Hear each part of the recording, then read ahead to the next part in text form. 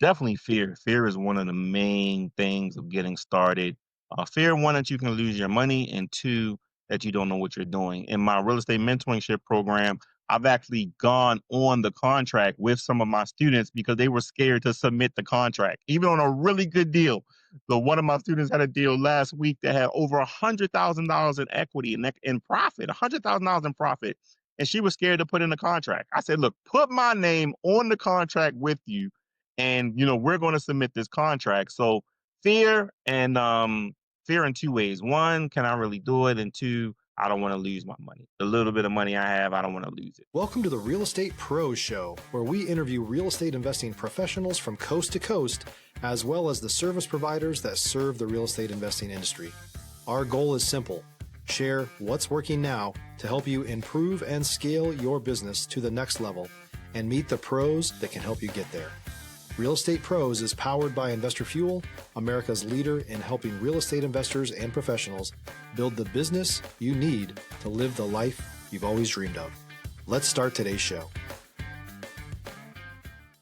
Property insurance for real estate investors doesn't have to be difficult, but it does need to be there to protect you when you need it. MyInvestorInsurance.com not only provides insurance at 15 to 30% cheaper than traditional agencies, it's built specifically for real estate investors like you.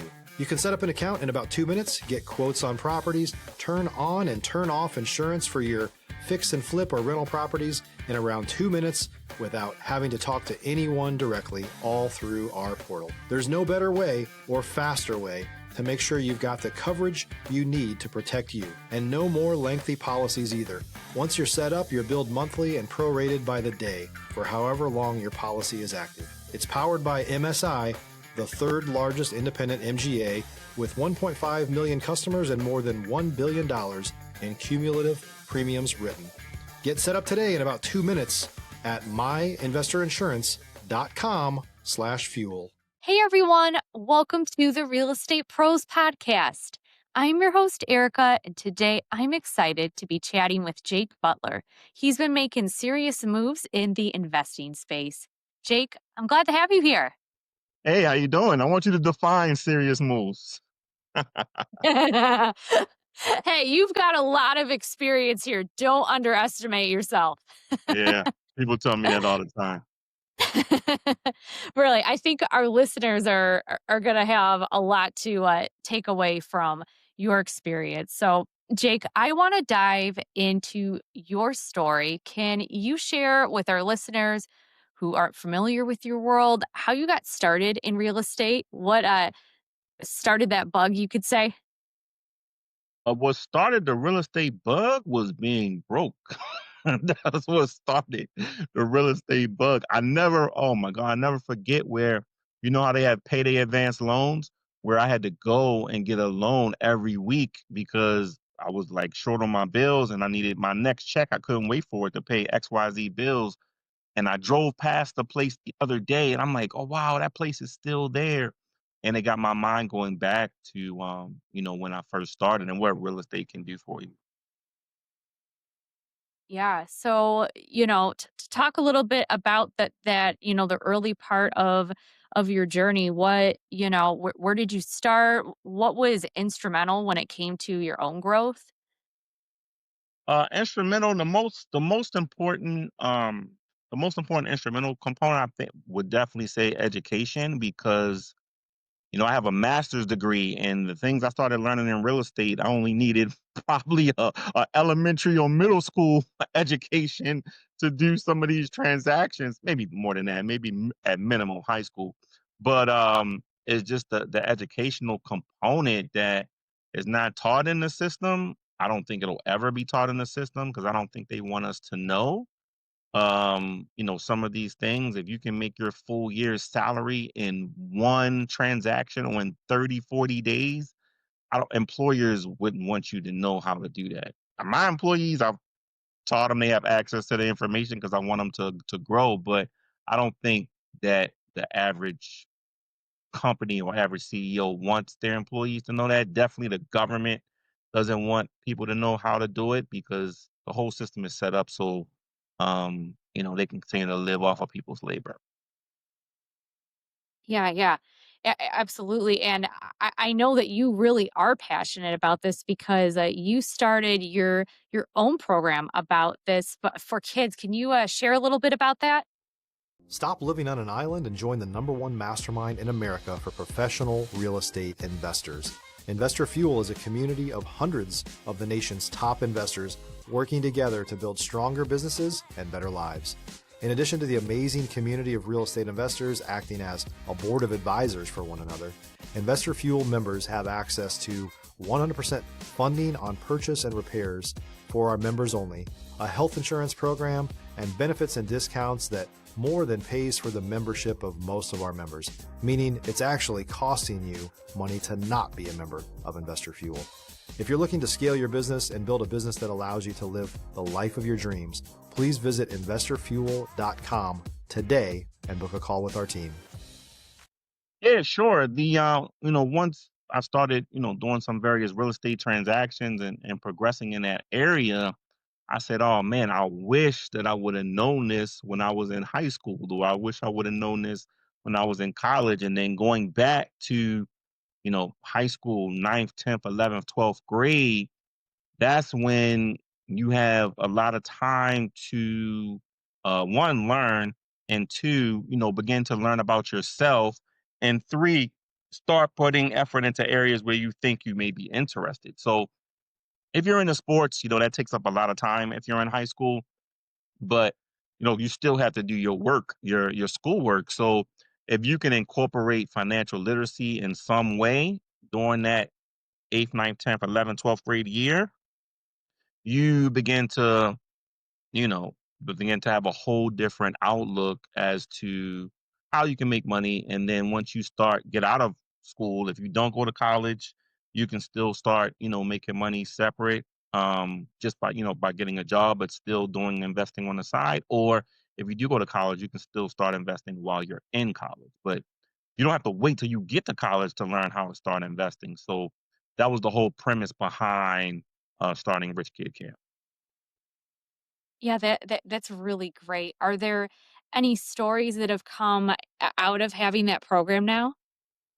Well, it depends how many do you want. That's a podcast by itself. But two things I would say on YouTube, if you type in Jake Butler CBS mentor, which the news station CBS, CBS Cat, Boy, Sam are the most people are familiar with CBS and NBC.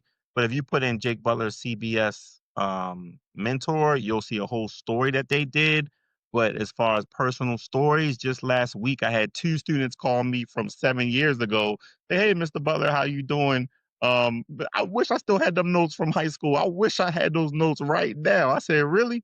So, those principles kids don't implement right away. Well, they do on the assignments that we give them, but once they get out into the real world, that's when they really start paying attention. And some of those kids from 5, 6 years ago are now, looking at buying a house, now have, money to start investing, and now thinking about Rich Kid Camp. So the kids that are on Rich Kid Camp that are supervised by their parents while they're on it, they actually end up doing the best because they have conversations within their households. Some kids that don't have parents with that type of IQ or that type of commitment to their child financially, financial literacy commitment wise, then they may not have start having those conversations until a little bit later in life. But those conversations are being had, and kids are now implementing buying their first share of stock, buying their first property, buying their first rental property, starting their own business, and that all came about because of what they learned in Rich Kid Camp. So I'm excited about that. That's so wonderful. And I know you've helped a lot of people when it comes to investing. What would you say are some of the biggest misconceptions that people have when they're just getting started? Definitely fear. Fear is one of the main things of getting started. Fear, one, that you can lose your money, and two, that you don't know what you're doing. In my real estate mentorship program, I've actually gone on the contract with some of my students because they were scared to submit the contract, even on a really good deal. So one of my students had a deal last week that had over $100,000 in equity and in profit, $100,000 in profit. and she was scared to put in the contract. I said, look, put my name on the contract with you, and we're going to submit this contract. So fear. If you're looking for consistent, high quality leads, look no further than Investor Machine. Investor Machine isn't just another agency, it's the most sophisticated, data driven lead generation company on the planet for real estate investors, and serves the role of being not just a lead generator for your business, but a marketing partner that is helping you achieve your goals along the way. Go to investormachine.com to learn more and schedule a call with our team today.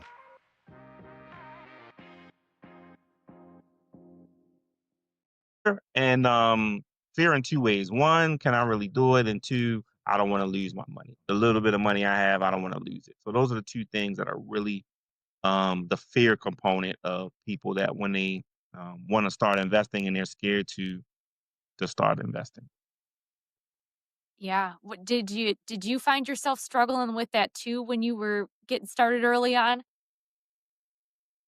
Did, but I kind of really didn't have a choice because of my sickle cell anemia. My class was very, very stressful, and stress releases a hormone that causes your red blood cells to separate, to break apart. The average person wouldn't know because they don't have sickle cell, but so I would leave class on Fridays from teaching at the school all day, go check into the hospital, stay at the hospital all weekend, get out late Sunday, come home and be back teaching on Monday. And this went on for like an entire year, and my class was stressful. So going to work every day was actually very, very painful. So I said, I've got to get out of this job. What other job can I do? Where else can I go? Because I can't keep going to the hospital every weekend and coming back to teach on Monday. That's just like, there's no type of longevity in that. So I was fortunate enough to transfer to a private school and actually begin to teach kids that actually wanted to learn. So that changed things tremendously. But I still had those hospital visits, maybe not quite as frequently, but I still had those. Plus, there was a local clinic, a sickle cell clinic I could go to for treatment. So that whole thing where no matter if I was scared or whatever, being scared or spending a weekend in the hospital every week, I think you probably roll the dice and take your chances. Like, if this doesn't work, I'll try it again. I'll try it again. I'll try it again. And that determination combined with going to the local investment club in my area, listening to every month, and that's the thing, it was only once a month, where that's why I made my program every week, because you have to be tied into people that are trying to do what you want to do. That determination and hearing those stories, even though they were only once a month, how people made, X amount of money with very little invested, sometimes with no money invested. Once I learned that that was actually a true thing that could really be accomplished, where when you hear testimonials in one county and you go to an investment club in another county and people are saying the same thing, all these people are not telling us a fib. They're not telling a story. So something must be true about this concept about making money with no money. It's not really true that you make money with no money. There's money involved, but it doesn't have to be your money. That's the disclaimer that, oh, I made money with no money. Or I made my first deal was 23,000 with only $1,000 invested. And that 1,000 was refundable. And I actually borrowed that 1,000 from a friend of mine that had sickle cell, who always, talking about how great her credit was and how she had all these credit cards with 0% interest. So when I needed a down payment and I didn't have it, then I went to her. She lent it to me. I gave her back the money with interest. But had I not kept hearing that concept over and over, you can make money with no money, and then actually reading the contract, sitting down with an attorney saying, "Is this really true? Can you explain this? Like, what are the loopholes? Could I lose my money? Could I lose my investors' money?" Um, Once I became comfortable with that, then the sky was the limit from there, as far as that particular type of investing. Yeah. Yeah, and it takes a lot of grit and determination for the situation that you were in and your health problems to keep going. What y- can you kind of break it down and that like how did you make the leap from being a teacher to doing investing full time? Was it like a gradual process, or was there a point where you just took a big leap of faith? Well, first, I wasn't comfortable quitting my job unless I had a full year's salary in the bank. That If you're a new or newer real estate investor looking to launch or grow your real estate investing business, please check out Investor Fuel Club. It's a coaching community, but unlike anything you've ever seen before. And you can actually partner with members of our mastermind from coast to coast on deals right in your market. There's no better opportunity to build a consistent business than to literally partner with pros to help you avoid costly mistakes, avoid the need for capital to do deals, and help you eliminate your fears as you're starting your business. Learn more about Investor Fuel Club at investorfuel.com/club. was the first thing. And then the second thing, because of my health, I wasn't comfortable with quitting my job unless I had my health insurance lined up, or I knew how that was going to work, because I knew that I would have sickle cell anemia for my entire life, or at least until I got cured. So I knew once I quit my job, sickle cell was still going to be a part of my life. So I wanted to have enough money lined up for 1 year, so I wouldn't have to, I could really focus on my investing. And two, I wanted to make sure I knew that my health insurance was covered. So once I was able to line up the 100,000, I had already arranged everything, setting up a corporation, knowing what I needed from a paperwork standpoint to get health insurance once I didn't no longer had health insurance from the school. And at that point, it's just a matter of, if you have 1 year's salary in the bank and you have your health insurance, the only thing you could do is fail. So I was buying a house at the time, a condo, my first condo, um, and um, I purposely got brought a property less than what I qualified for, because I knew I said, if all else fails, I can get a job at the grocery store and bag groceries and make $500 a month, and that would be enough to cover my mortgage. So, that was my backup plan. I knew that I may not be able to teach at the same school, but I knew I could go back and teach if I wanted to. So, those are the parameters I set in place before, I would just jump out and quit my job like that. That was a really responsible approach, and you really went for it, and look where you are today, Jake. Can you share with our listeners, what's your main focus these days? What markets are you excited about? What should investors be aware of? They should be aware of the pitfalls of whatever market or sector they get into. You should definitely be aware of the pitfalls. Even though real estate is great, this podcast is about real estate, but insurance is a very important thing. I've had tenants lie and try to sue me to get money from the insurance company. So you have to be prepared for the pitfalls. Um, people just talk about the upsides, but they don't a lot of times talk about what could happen from a negative standpoint, or what if it doesn't work out?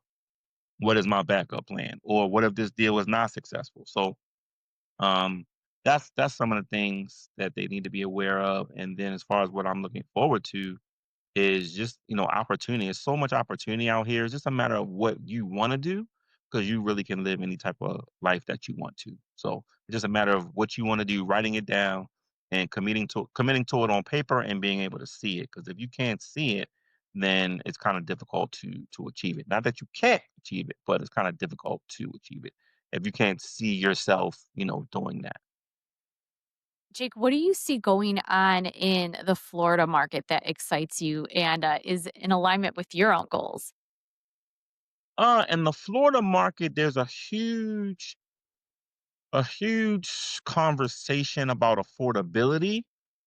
Because I used to be a school teacher, I'm always paying attention to the news on school teachers, and they're saying that over 90% of teachers that enter the profession look to leave after 1 year, because unfortunately here is the starting salary for teachers here is between $50,000 to $52,000. Teachers have taught here for a year, have left, and have made 3 times their salary somewhere else at another county in another state. So I know that that has to change as far as the amount they pay teachers. So that conversation has been really prevalent. So I've initiated a launch to attempt to get teachers into my mentoring program because I know I can help them. It's just that you have to you try to get people's attention now and believability online, which is sometimes difficult. Where before, doing before COVID, I would have live seminars, which was great. I could meet a large amount of people. So I've just started doing that.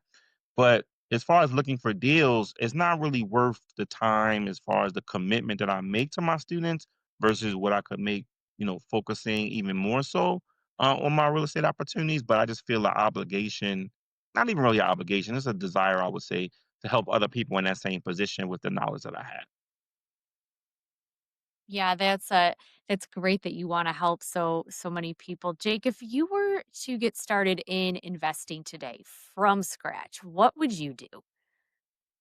It's funny because the other day I was telling my sister, I said, if somebody dropped you off in a state and gave you $100 and you had a cell phone and a car, and that's all you had, you didn't know anybody, what would you do? I asked my sister that question.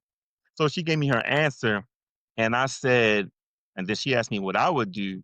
And I said, well, the first thing I probably would do based on the skill set that I have is I probably would get a list of properties in foreclosure and go start knocking on people's doors.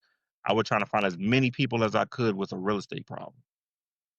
I would find as many people as I could with a real estate problem. But the information that's public information, like there's foreclosure information everywhere, there's divorce information everywhere, there's probate information everywhere because it's public information. It has to be listed. So if you can access that information and then you know what to do with it, people that have a problem in life try to find an answer to that problem. So that's why people become attorneys. That's why they become doctors. So if you could find people with a problem and you have the skill set to fix that problem or a portion of that problem, you can make money, rather quickly. So but if I started over, I would start with commercial real estate. I wouldn't fool with residential. Yeah, and that's kind of where you're going towards more now today, right? Yeah, because in the same amount of time, you can make 2, 3 times the same amount of money. So even though I started with residential wholesaling, then buying properties, fixing them up and reselling them, and then commercial, and then tax deeds, tax certificates, buying at auction. The once I got introduced to commercial, the clause in the commercial contract was the exact same clause that's in the residential contract as far as assignability, as far as transferring your contract to someone else. So I was very comfortable very quickly in that whole component. The difference was I had to learn how to analyze a commercial property, which in residential, what did the house sell for 2 streets over? What did the house sell for in the same street? You look at comparables. Commercial doesn't work that way. So that was the biggest transition, but I would have started with that and I would have started meeting people and showing them how I could make money with their money and just organizing as much other people's money as I possibly could when I would find a good transaction. So if I started with that, I probably would be interviewing with you from my jet right now. I see. And getting into commercial real estate, what do you think is the biggest challenge there? Oh, the numbers are a lot bigger. So, like I tell some of my students, if you're uncomfortable with evaluating a $2, $3 million property, wondering, oh, how am I going to get this money? Then I have them start, obviously with residential, because if you're not comfortable with it or you feel, you know, uncomfortable with the information, then you're not going to do anything. And if you have ambition to start in real estate or grow in real estate, if you want to be financially independent, meaning that you know, if I came to visit you tomorrow, if I had to go into the hospital, I still have income coming in. But you're going to have to eventually get to commercial real estate if you want to be. You can be financial independent from residential, but you have to work to do the next deal. If you wholesale a deal, you don't make money again until you wholesale the next deal. So you have to build a portfolio that pays you every month, regardless of what happens in your life. That does not have to be all through rental properties. There are other assets that can pay you every month, such as a mortgage. A mortgage can pay you every month. Owning enough stock in a REIT, a real estate investment trust, can pay you every month. So you don't have to own commercial property to be financially independent. There are a lot of ways you could do it. But if you have an interest in real estate, then if you want to be financially independent from real estate, residential, you have to get enough residential properties, which that would be a lot of single family homes. That's a lot of roofs, a lot of toilets. When you can just have 10 units under the same roof, that's a lot less problems than if you got 10 different properties, 10 different tax bills, 10 different roofs, 10 different air conditions. So that would be my takeaway. If I could have started earlier, I would have started with the larger assets, 50 to 200 units. Yeah, it's really interesting because on the one hand, when people talk about commercial real estate, it might sound like big and intimidating, but then with what you're talking about, there are certain things that are a lot more simplified by making that choice. Hmm. Hmm. Yeah, you're not like I how I learned commercial real estate. I paid $3,000 and went to a weekend seminar. That is not gonna be taught in the school system, but nowadays, you don't even have to go to college unless you want to, unless you're gonna be a doctor or a lawyer. So there's so many there are trades you can learn. There are trades where you can learn coming out being a getting an elevator maintenance certification is more than you than you get as a four-year degree in many, many, many professions, many professions. So you don't even have to do that anymore, but you do need to learn how to invest because I was listening to Steve Harvey the other day, and he said you can't work that many jobs in order to make the amount of money that you want in life. So a job is just over broke, job. You have to learn how to invest because no job, I'm not going to say no job, but most jobs won't pay you enough to make what you want to make and retire. Most won't. So, and even when you retire, you no longer have a paycheck. So they say you need about 1,500,000 now to retire. So even if you make $100,000 a year and you live off of 50,000, how long would it take for you to put together 1,500,000? That would take what about 20 years, a little over 20 years to put together 1,500,000. So, and in that 20 years, something would likely happen. You probably would get sick, a couple times. God forbid, no car accident, no, death in the family. So, but something would probably happen. 20 years of life, something would probably happen. So that full million, and that's just 20 years to get to a million. Um, you're gonna have to learn how to invest because even if you make 100,000 or 150,000 or even 200,000, you would have to work for 15 years and nothing happened in your life, and you save every dollar of half your money every paycheck. So you have to learn how to invest. Yeah, absolutely. Well, you have taught our audience a lot today. This has been great, Jake. If someone listening today wants to reach out, connect, maybe they need some help or looking for some advice, or maybe they want to collaborate on a deal, what's the best way for them to reach you? Sure, they can go to jakebutler.info. That's where a lot of people go. I co-authored a book with Kevin Harrington from Shark Tank. You can go there and get a free copy, and you can start there, or you can always call our office by going to butlercapital.info. This has been a great, Jake. I appreciate your time, your story, coming on the show today and sharing all your expertise. We need more people in this space who are helping people and lifting them up and getting people excited about investing. Yeah, I'm happy to do it. If real estate is a good option, it's not the only option, but it's a good option. And if I can ever help you, just let me know. Thanks again for being here, Jake.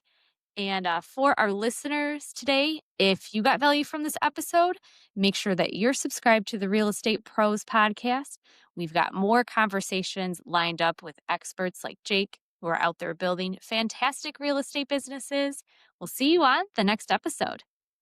Thanks for joining us for today's Real Estate Pros Show. You can learn more about the amazing benefits of the Investor Fuel Mastermind community, including surrounding yourself with hundreds of other rock stars, 100% financing for your deals, and members-only discounts from vendors you're likely already using that, as a member of Investor Fuel, will save you more than the cost of your membership. Visit investorfuel.com to to learn more. If you're interested in joining us as a guest of this show, please visit investorfuel.com/pros to apply. You can also check the show notes for access to free resources, how to get access to world-class lead generation, and much more. Don't forget to subscribe so you never miss another episode. Have a great day. We'll see you on the next show.